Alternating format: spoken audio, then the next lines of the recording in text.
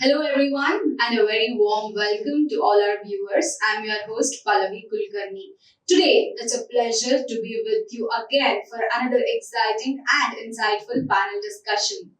Today we are diving into the topic that's not just important but urgent in today's education landscape. Breaking gender stereotypes in K-12 education, creating equal opportunities for all students. We all know that education is the key to shape future generation. But when gender stereotypes limit students' potential, we must ask ourselves, how can we ensure more inclusive and equitable learning environment for everyone? To explore this pressing issue and share their expertise, we are joined by two eminent educators who are leading the charge in creating positive change in the education system. Without further ado, let me introduce our distinguished speakers. Dr. SavithaV, she is the principal of Genius Global School Marathahalli branch in Bangalore. With over 12 years of experience as a pedagogical leader, holding multiple degrees including BCom, MA, B.Ed, M.Ed and doctorate in literature. She has a proven record of implementing educational strategies for student development. Dr. Savitha is actively involved in CBSE related activities, having attended numerous seminars, training sessions, and conferences. She is also a member of Bengaluru Sahodaya schools and she has received several honorary awards for her contribution to education. Her expertise spans around educational leadership, team collaboration, and institutional growth. Our next guest for the panel discussion is Mr. SandeshC. He is an experienced educator with diverse background.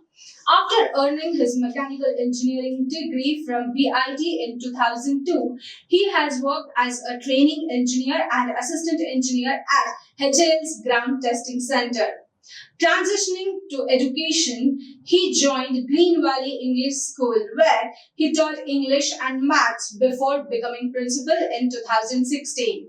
Mr. Sandesh holds an MA in English Literature and B.Ed completed in 2014 and 2015. Outside the work, he is also a stock market enthusiast. I welcome both my guests on the panel show. So let's begin our questions to our panelists. Here's my first question to Dr. Savitha. How can schools empower to pursue careers in male-dominated fields like engineering and encourage boys to enter female-dominated fields like nursing or teaching? Yeah, as we all know, there are four pillars for education, and the most prominent one, the school plays a very important role: parent, student, and teachers. These are the strong pillars for any educational institution. Now, in that, schools play a pivotal role. So, schools, whenever we deliver any curriculum or any class, we nowadays use multimedia teaching in classroom. Then, whenever we show anything like a doctor, so generally it is like stereotype that male is a doctor and female is a nurse. We generally do see these kind of slides. So instead of that, we can change that routine to a different one. The slides what teacher do prepare for the lesson plan does do matter. So we give them like in service training like how to teach, what are the methodologies, strategies used in teaching, and we also use like sports. Like earlier, we used to have a mindset only football is meant for boys. Yes. So we need to break that. Like sports for all. So Yes. even we have to encourage girls to play sports like football, volleyball, Right. and other things. That's where we create a space for children. Like Right. we have a place where even girls are also included to play such sports. We do not differentiate in sports that this is meant for boys and these are meant for girls.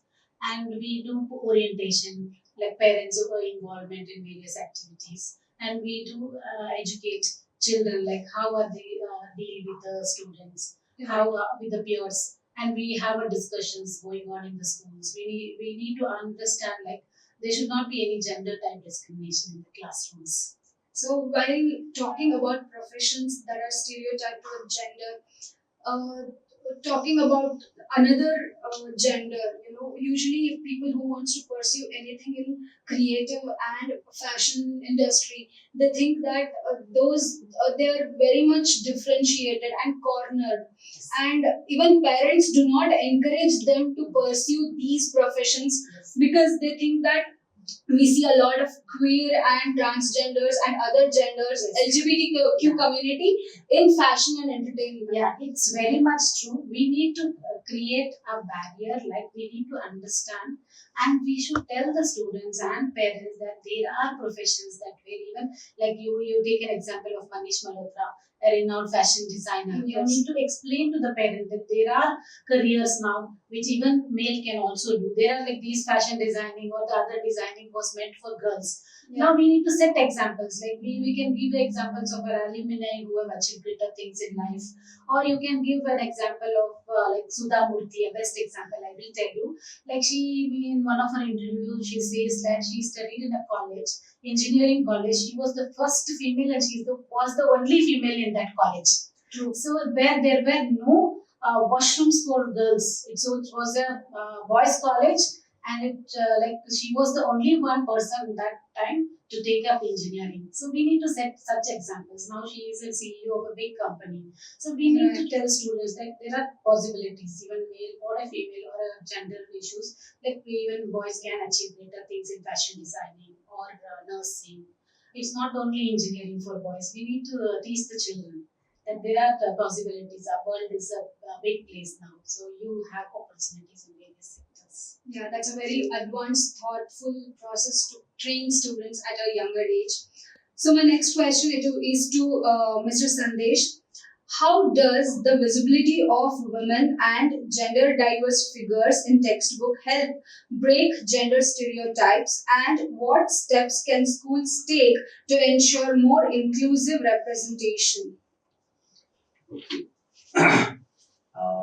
Now we are limiting our discussion to textbook. Okay. Okay. So as long as we think the representation was from the textbook, I think then we will also be limiting the issue. Okay. The the idea of poor representation or no representation, okay, of any other gender other than that which represents masculinity, okay, has been the practice through centuries. Right. Okay? Anything that is passive, anything that is submissive is not represented. Okay, Right. and it is also not very useful. It was not very useful. Okay, though in reality it definitely be.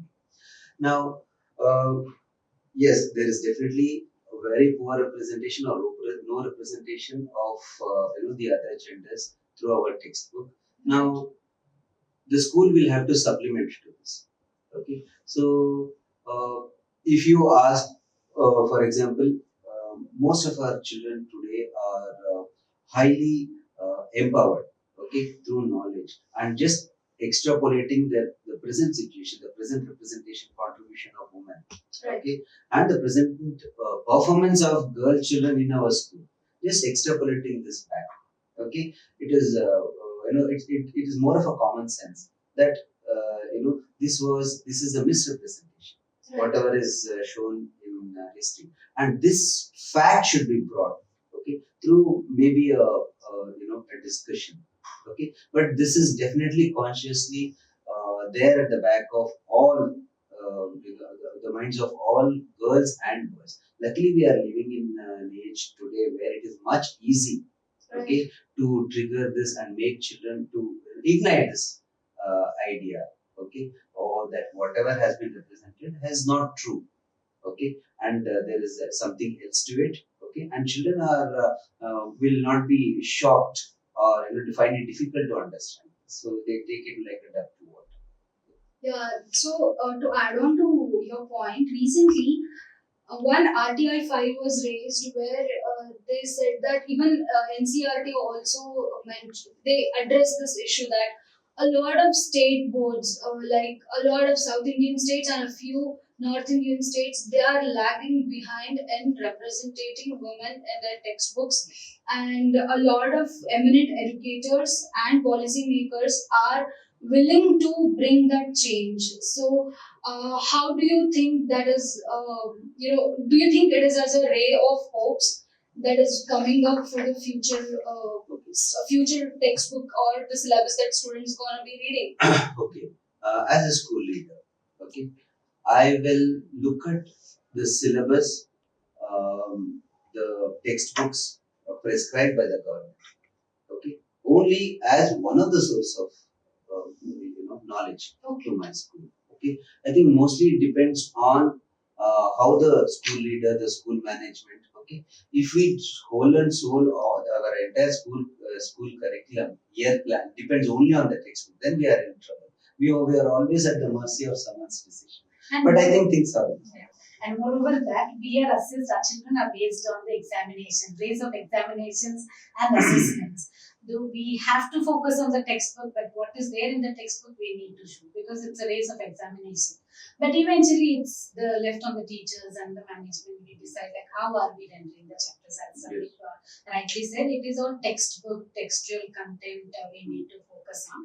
But anyways, we are not confined children to the frog in the well. Yes. We are giving them numerous chances where they And explore. But anyways, in history, as you said, some textbooks still glorify the male figures. We read about more of kings than queens. Yes. So it's in history, like it is that way. So there should be a revision in the curriculum. Yes. There should be a revised chapters. So it should be a practical approach rather than a theoretical aspect. So, as educators, you all welcome this change if it is made. definitely. Definitely, we are looking for that ray of hope to come into education. No, but as private schools, okay, the point I was trying to make was as private schools, we are not dependent only on that. Right. Okay, we we are definitely in a day where innovation is a must for all schools, and addressing an issue not much before it crops up. Correct. Okay, and doing something as a contribution towards children, okay, which is useful for their future, and also bringing equity, okay, is definitely should be a part of all school management, their agenda, okay, their practices. Okay. So definitely, school will have to have its own preparation. Okay, and I mean, as I said today, this topic is not intense, Right. yeah, but important. Yeah. But we are not in a dire state, okay, where it is not addressed, at least in cities. That's a great answer by Mr. Sandesh. So, my next question is to Dr. Savitha. How can teachers be trained to recognize and counteract unconscious gender stereotypes in the classroom? Yeah, this is very important. Like we do trainings, pre-training sessions, like regular training sessions. We do class observation. Like we train the teachers. Like generally we use he or she in the classroom. That's a general word what we use. Instead of that, we can use a common word student addressing this to children. Like these kind of slight changes in their vocal voice or the thing how they address the students in the classroom, giving certain tasks only for the boys, certain tasks only for the girls. Instead of that, you can have a group kind of activity. Role play can be done where boys and girls are included. There is no much differentiation in the classroom while teaching. So main thing like how are they speaking with the students? How are they dealing with the girls? How are they dealing with the boys? That matters a lot. So these are like the focal point of the class teachers. How are they addressing the students in the classroom? And we do class observations also. Sometimes we go to the class. We do check like how children are addressed in the classroom. What kind of activities are given to the students? Is there any differentiation? Boys should sit only at the back. Girls should sit at the front. So these kind of minor changes in the classroom. We do train them, having training sessions, how to deal with the issues in the classroom. Some students who do not mingle with the boys, or what is their psychological problem at home, how can we counsel them. So these kind of practices will definitely bring changes in the classroom. So, are there any set programs or training sessions that are mandatory with regards to this Yes, gender? we sometimes take professional help also because there are some students, even to like boys and girls, they don't get along. There is some problem which is going on internally. They may be due to some other problem or personal problems at home. So we have professionals. Sometimes we take professionals help counsel the students. counsel the teacher along with that. Why does this child behave like this? Why does this boy react to some girls like this? So there are like this, like classroom setup, some professional help we do take. And sometimes parents we send the vouchers, like how can we help the child in various ways. And this is what we found out in the classroom. Why is she a different child in the classroom? So why I asked you that question is now there is early adolescent happening among students, Yeah. and a lot of children, if they are having the transition period or where a boy is experiencing other gender in his body, like the chemical changes, Physical the change physical as well as changes, the mental change. yes, these are happening at the early stage due to early adolescence. It's very much common now, and how the schools are approaching these process, because most of the times students are in school, so parents and teachers both play A equal role. crucial role in Yeah. every child's life actually. Yeah. So we do conduct like presentation programs about the issues related to the girls as well as boys. We teach them about the menstruation, the monthly cycles. We teach them. Some boys are also aware of that, and girls are also aware of that. We teach them these physical changes in their body, how mentally it will affect the girls, everything. So it's like a common thing. It's not like earlier times this was shared only for the girls, not for the boys. Now even we take them also into a consideration that this is the physical changes which will happen at a certain age. Yes. Yeah. That's the great way to deal with students and their mental and physical health, irrespective of their gender. So with that, let's take a small break and come back with more interesting topics.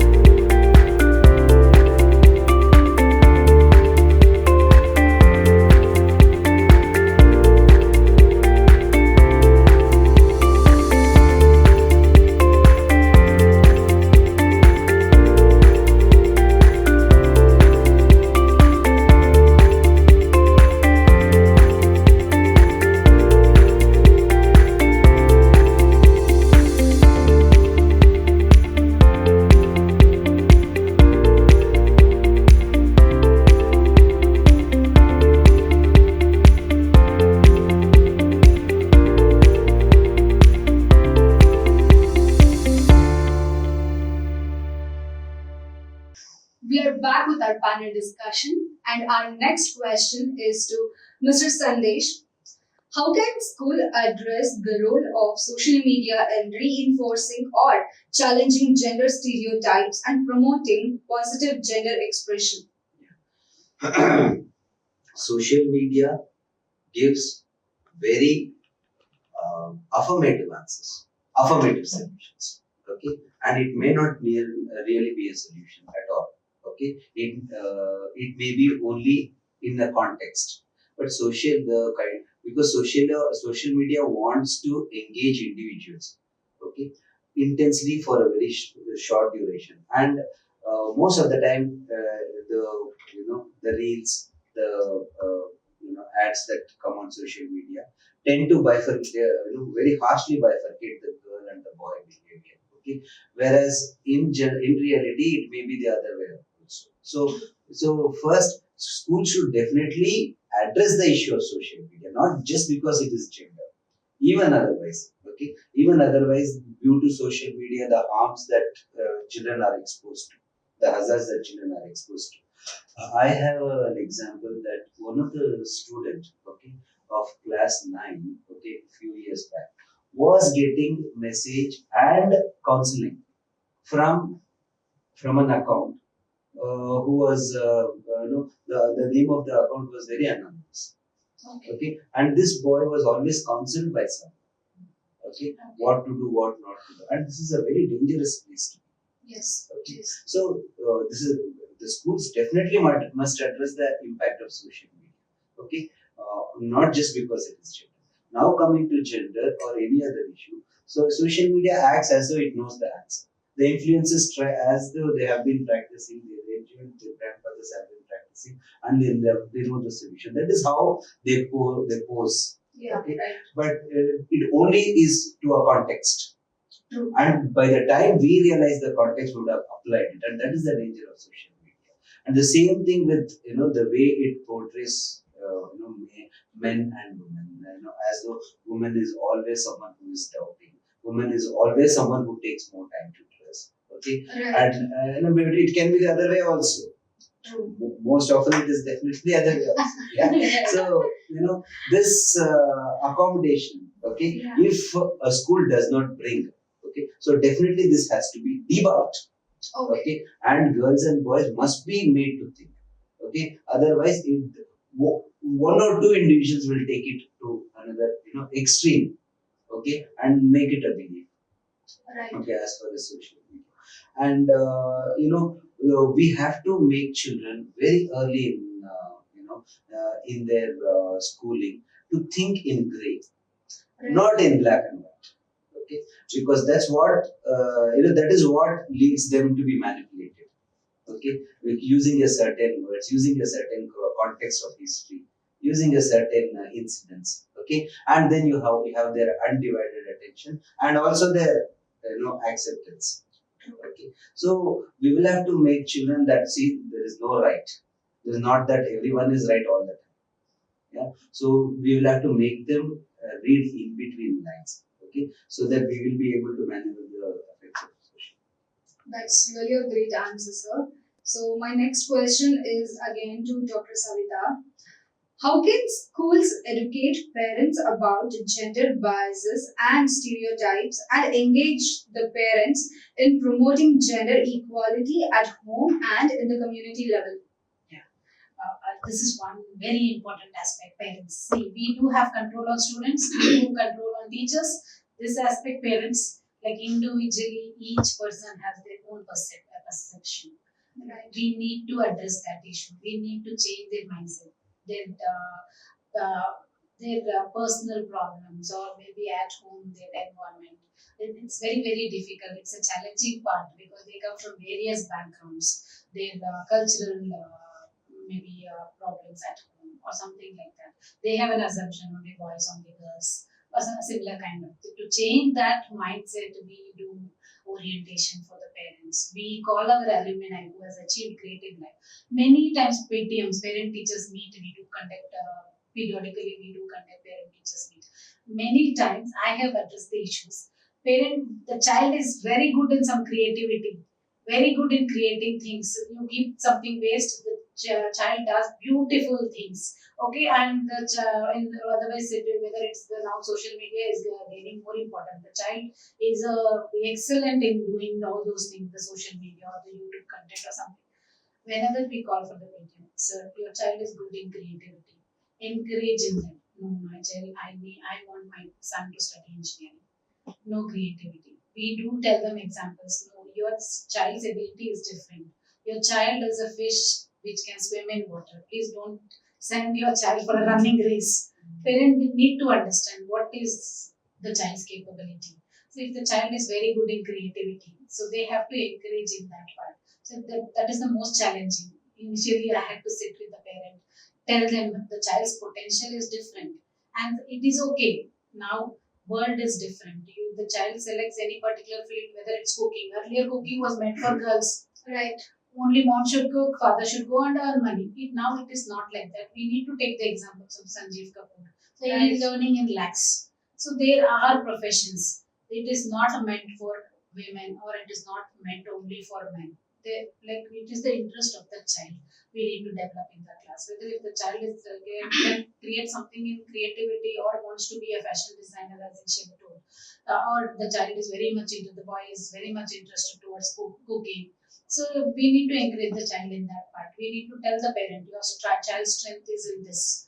So please encourage that. And sometimes we do a competition like mom and son cooking. Okay, and Right. father and daughter, we do a coding kind of thing. We give certain project which needs technical work. Father will help the child. So in that way, we do a cross programs like we conduct with father and daughter, mom and son. So there is not much difference. So this is how we can create a better place. That's a great answer to tell that the world is not just running a rat race of being just engineering for boys and cooking for girls. Men can be chefs and women can do coding. That's a great answer, ma'am. So my next question is to Mr. Sandesh. How can schools support students who don't fit into traditional binary gender categories, integrate gender inclusivity into policies and practices, and overcome challenges to ensure gender diverse students feel safe and respected? Okay. Now, as long as any school takes up the issue of gender, okay, as a statutory requirement, yeah, that will be not of great help. Okay, this has to be chosen through conscience. Okay, and consciously choices must be made. Okay, to select programs. Okay, that will you know sensitize all the stakeholders. Okay. Now, as you know, many places many times we have seen in news channels that whenever we have something that is made compulsory, okay, while in reality the school, the teachers have not woken up to it. Right. Okay, so these are the places. Not only that the the issue is not practiced. It also gives a very totally wrong information. Yeah. So now, when coming to the case of gender, okay, just like special education, I just will digress a little and I can come back to this. Okay, we run a small group for all those children who with special needs. Okay, so most often I come up, I come against this comment saying that, sir, don't worry, if this child is not studying now, definitely he will be good at something else. Okay, now to me that is a problem. Okay, that is still being insensitive because you are definitely expecting excellence. Okay, yeah, excellence from that child who may or may not have. Okay, so yes, writing is not compulsory, but excellence is compulsory. So compulsion has not still not left the system. Yeah. So similarly, now coming back to any kind of gender issues that has to be handled. So the school management, okay, the team has to be very serious about what they're doing. Otherwise, not to take such things.